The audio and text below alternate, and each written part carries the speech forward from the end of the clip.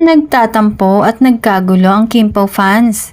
May favoritism daw ang Star Cinema dahil inurong ulit sa April ang showing ng Kimpo movie na My Love Will Make You Disappear para makapag-focus sa promo ng ibang movie ng Star Cinema.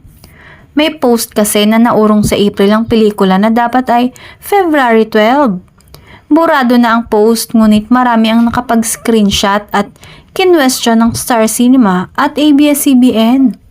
Sa social media platform, hinihingi ang explanation lalo ng mga Kimpo fans na matagal naghintay sa pelikula. Sa Instagram, kapansin-pansin naman na burado na ang date ng showing sa profile ng aktor na si Paolo Avellino. Hindi rin nakaligtas na in-unfollow na rin ni Kim at Paolo ang Star Cinema. Ayon sa source, nagulat din umano si Kim at Paolo nang i-post ng SM Cinema ang showing date na April 2025. Nauna daw makaalam ang SM Cinema kaysa sa mga stars ng nasabing pelikula na ikinagulat pati ng ilang staff.